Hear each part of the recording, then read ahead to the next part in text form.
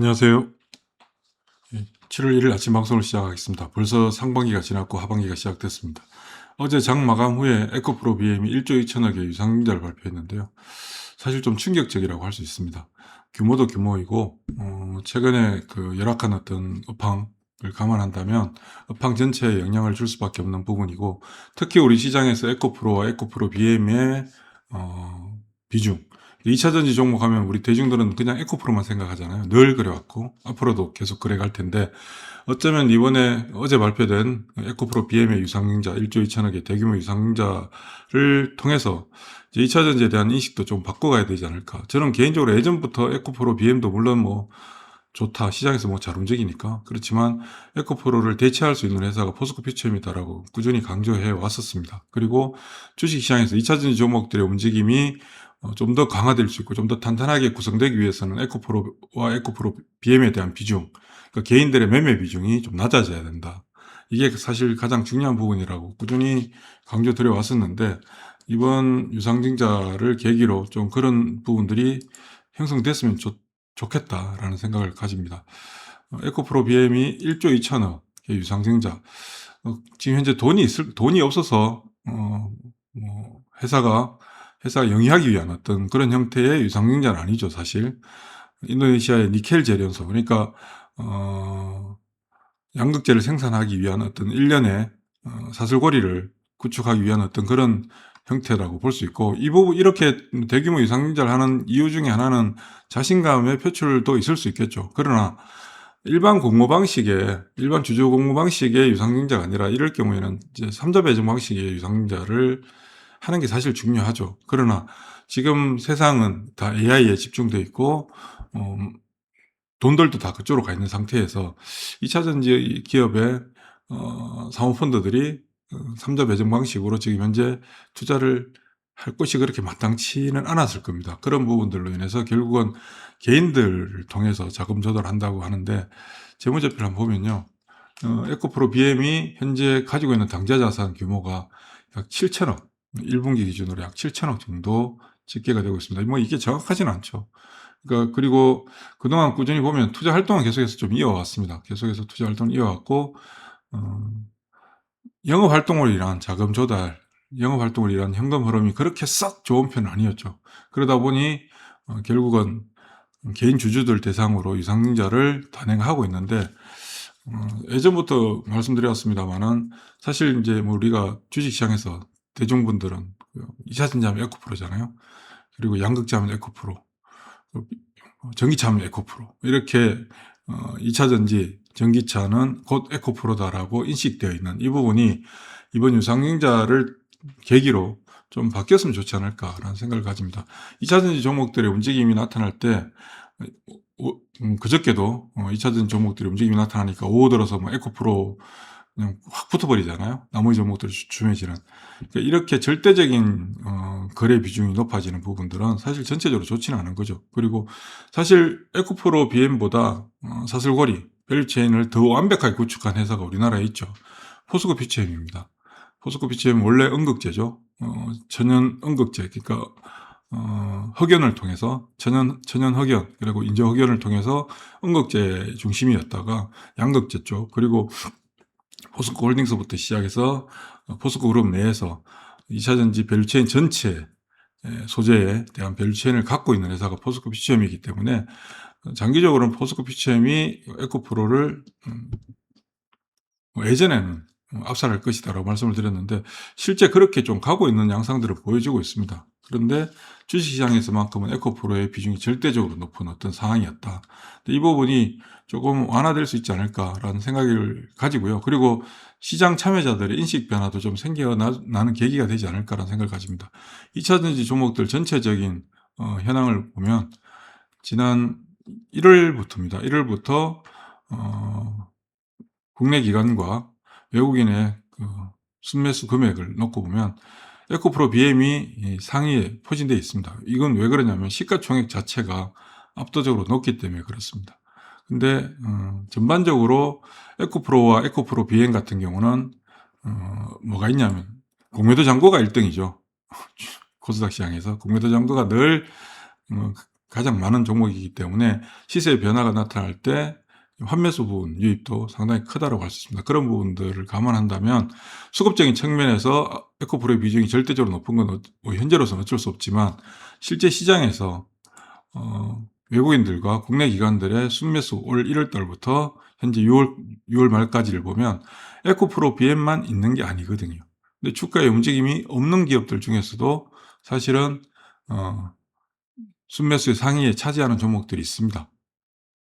여기 보시면 외국인들도 마찬가지고요. 외국인들의 매매 비중을 놓고 보더라도 에코프로 BM만 있는 것이 아니라 다른 종목들도 있죠. 그럼 현재 에코프로 BM을 만약에 들고 있는 분들 입장에서 유상증자 참여해야 될까? 유상증자라고 하는 게 참 아이러니한 게요. 주가가 고점일 때 유상증자를 하지 않습니다.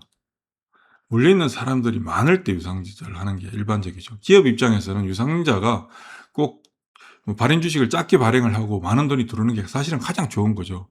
그런데 최고가에서 유상증자를 발표하게 되면 주식을 팔아버리지 유상증자를 할까요? 참여를 안 하겠죠. 물려있는 사람들이 많을 때 유상증자를 하게 되면 물려있는 사람들 입장에서는 어쩔 수 없이 유상증자 참여를 하게 되거든요. 그러니까 기업 입장에서는 물려있는 사람들이 많을 때 유상증자를 발표하는 게 사실 가장 좋은 겁니다. 그러니까 지금 현재 물려있는 상태에서 예를 들면 여러분들이 에코프로 BM을 들고 있는 분들 입장에서 물려있는데 유상증자를 발표했어요. 그리고 어제 애프터마켓에서 급락이 했잖아요. 이거를 팔 수도 없고 어쩔 수도 없는, 그렇다고 또 유상증자를 참여하자니 생돈 들어가야 되고 이런 생각들을 가지잖아요. 물론 기업이 존속을 위해서 유상증자를 했을 때 이거는 사실 무조건 눈 감고 팔아야 되는 거고요. 새로운 성장 동력을 확보하기 위한 투자 재원으로 대부분 사용을 하는 편이죠. 그러나 그게 성공한다는 보장은 사실 없는 거잖아요. 근데 지금 현재 물려있는 상태에서 여러분들이 에코프로 유상증자에 참여를 해야 되느냐 말아야 되느냐 되게 고민되잖아요. 저 개인적으로는 정말 돈이 많다면 뭐 참여하셔도 관계는 없겠죠. 결국 시간이 해결해 줄 거니까.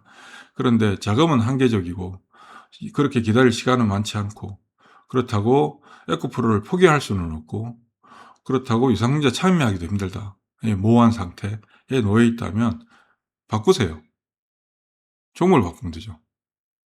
에코프로와 같은 사업을 하는 LNF나 혹은 포스코 퓨처엠이나 교체를 하는 게 유리하다고 저는 판단됩니다.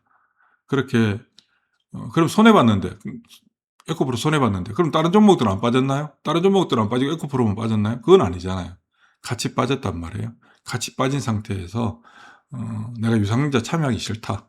그런데 에코프로를 포기하기도 싫다라고 한다면 동일한 성격을 띠고 있는 LNF나 포스코 퓨처엠으로 교체하는 것도 좋은 전략이다. 그리고 이번에 에코프로 BM의 그 대규모 유상증자를 통해서 시장에서 냉담한 반응을 보일 거잖아요. 당연하죠. 1조 2천억이나 1200억도 아니고 1조 2천억이나 되는 돈을 일반 주주 공모 방식의 유상증자를 한다. 이거는 사실 굉장히 비난받아 마땅한 행위라고 할 수 있습니다. 물론 돈이 없어서 그런다라고 하는 건 이해하지만 돈이 없는데 저렇게 대규모를 해야 되나. 적절한 방법을 찾았어야죠. 그중에 일부는 뭐 3자 배정 방식을 한다든가 3자 배정 방식의 전환사채를 발행한다든가 회사채를 발행한다든가 등등을 통해서 주주한테 최대한 부담을 좀 줄여주는 어떤 상황에서 자금 조달을 해야 되는데 이거는 일방적으로 그냥 돈 내세요. 주식 물려있잖아. 어차피 안 팔 거잖아. 돈 더 내. 이 꼴이잖아요. 굉장히 좋지 못한 거죠. 그러니까 시장의 평가도 달라지게 된다. 그리고 우리 개인분들 2차전지 하면 맨날 에코프로만 생각하시는데 예전부터 그런 말씀 드렸습니다만 에코프로만 전부가 아니다. 오히려 에코프로 때문에 2차전지 종목들이 상대적으로 그동안 굉장히 억눌려왔던 건 사실이에요. 왜 그런지는 왜 에코프로 BM이 이렇게 됐는지는 잘 모르겠으나 인식이 잘못된 부분들 잘못됐다고 단정하기는 좀 그렇지만 인식의 변화를 가져오는 계기는 마련될 수 있을 것이다. 그래서 에코프로 BM을 들고 계신 분들 유상증자 참여에 대한 고민을 하시는 분들은 교체하시라. 에코프로 BM을 포스코 퓨처엠이나 LNF로 그렇게 생각하는 게 좀 좋지 않을까요? 자, 6월 한 달 동안 1월 달부터 6월 달까지 시장이 상반기가 끝났는데 코스피 지수는 96% 올랐습니다. 엄청나게 올랐습니다. 그러나 코스닥 지수는 3% 빠졌습니다. 삼성전자, 하이닉스, 삼성전기, 특히 삼성전기 LG노텍이 하반기 올 한 해 상승을 주도했다고 볼 수 있고요. 나머지는 사실 뭐 소위 말해서 개차반된 시장입니다. 어제 우리 시장은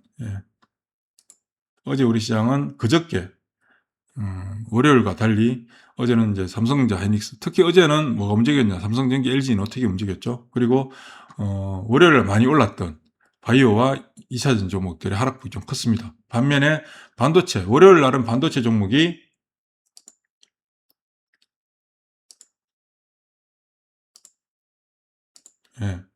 월요일은 반도체 종목이 상대적으로 상승폭이 저하됐었거든요. 어제에 비해서. 월요일은 2차전지와 바이오가 상당히 좋았습니다. 1월 방송에도 이들 종목들에 대한 접근을 해야 된다고 말씀을 드렸었는데 월요일 상당히 좋았고, 반면에 화요일은 좋지 못했죠. 화요일은 2차전지가 빠지고 바이오도 빠졌습니다만 반도체 소부장이 굉장히 강했습니다. 특히 장비사들, 테스, KC텍 같은 경우가, KC텍이 저기 회사가 어디에 있냐면 공장이 저쪽 안성 쪽, 남안성인가요? 그쪽으로 가다 보면 보이는데 15,000원대에서 너무나 거래가 안 됐던 대표적인 종목이잖아요. 그런데 거래도 안 되고, 제가 매매폴드에서도 늘 KC텍을 보면서 접근하기 힘들었던 게 거래가 너무 작아서 굉장히 대응하기가 힘들었던 종목인데, 어느새 이제 하루 거래가 하루 거래대금 이제 200~300억씩 일어나는, 장기적으로 한번 볼까요? 15,000원대 그냥 아주 거래도 안 되던 종목인데 지금 벌써 어제 종가가 11만 원까지 올랐습니다. KC텍만 올라왔느냐?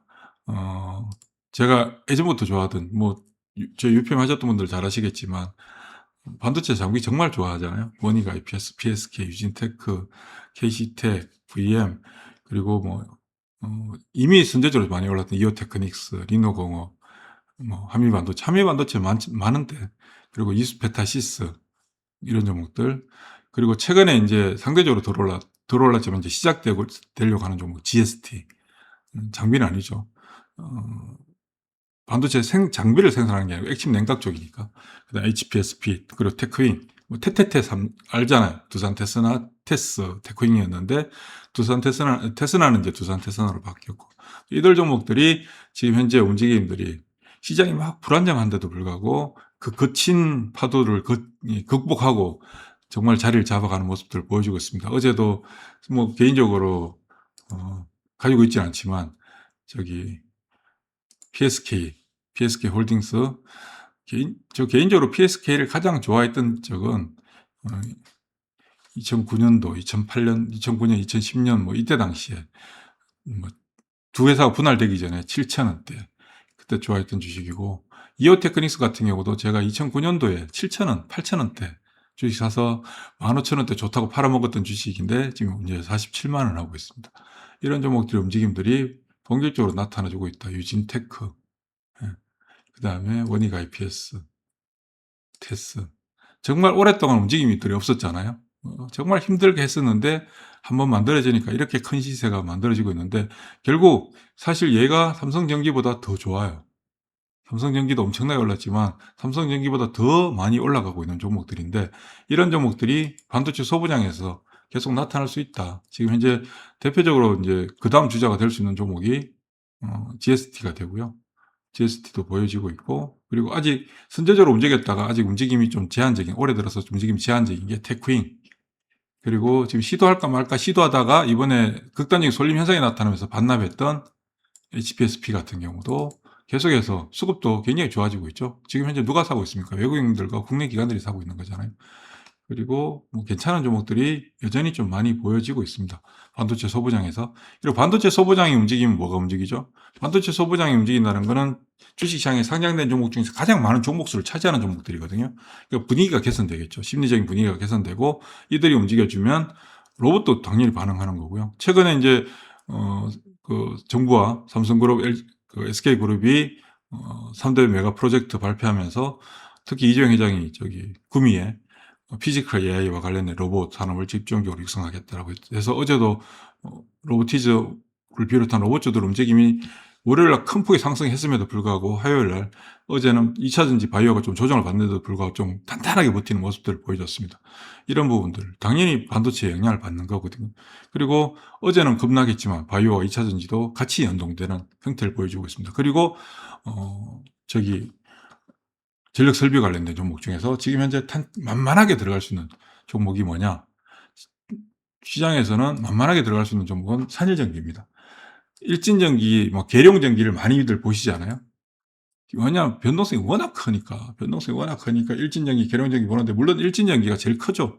요들 종목 중에서는. 근데 가격적으로 여러분들 대응하시기에 현재 좋은 종목은 산일전기다. 산일전기 같은 경우 상당히 많은, 제가 볼 때 괜찮은 그런 흐름들을 보여주고 있습니다. 그래서 전체적으로 오늘 얘기가 좀 왔다 갔다 했는데요. 5월 11일부터 6월 26일까지 형성됐던 극단적인 삼성전자 하이닉스 중심의 극단적인 쏠림 현상으로 인한 대다수의 종목들의 급락 현상들은 6월 26일자로 마무리가 됐고, 이번 주부터 시장이 재편되는 형태를 보여주고 있는데, 종목들에 대한 매물 압박 강도는 현저하게 줄어들었죠. 그래서 장중에 조금이라도 작은 이슈, 작은 재료, 작은 모멘텀, 작은 수급의 개선만 나타나더라도 시세의 분출력은 엄청나게 커지고 있습니다. 장중에 호가 변동도 굉장히 크죠. 그러니까 주가가 올라가도 팔고 싶어도 팔 물건들이 별로 없어요. 지금 상당수 종목들한테서. 그래서 상반기 삼성전자, SK 하이닉스를 기반으로 삼성전기, LG이노텍이 상반기를 이끌었다면 하반기는 5월 11일부터 6월 26일까지 상당히 많이 억압을 받았던 그 종목들 가운데서 시세를 이끌 종목들이 나타나는 시장이 될 것이다. 그리고 어제 아침 방송에도 말씀을 드렸는데 별로 여러분들 그렇게 크게 느끼지 못하시는 것 같은데요. 이번에 발표됐던 그 3대 메가 프로젝트는 제가 판단할 때 대한민국 주식시장 역사에 있어서 가장 큰 재료다. 가장 큰 재료입니다. 여기 핵심이 뭔가요? 4,700조 원나 되는 엄청난 돈이 투자되는 관련된 결국 인프라를 구축하는 거잖아요. 여기와 관련돼서 가장 혜택을 받는 쪽은 어딜까요? 가장 혜택을 받는. 물론, 부지를 갖고 있는 사람들 땅도 팔릴 것이고, 그리고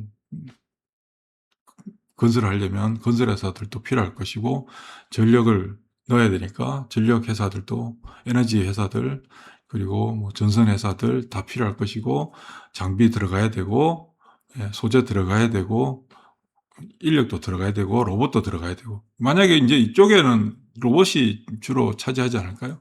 등등. 결국은 AI를 중심으로 파생되는 AI 인프라, 거대한 하나의 큰 축. 이게 핵심이다. 이게 핵심이다.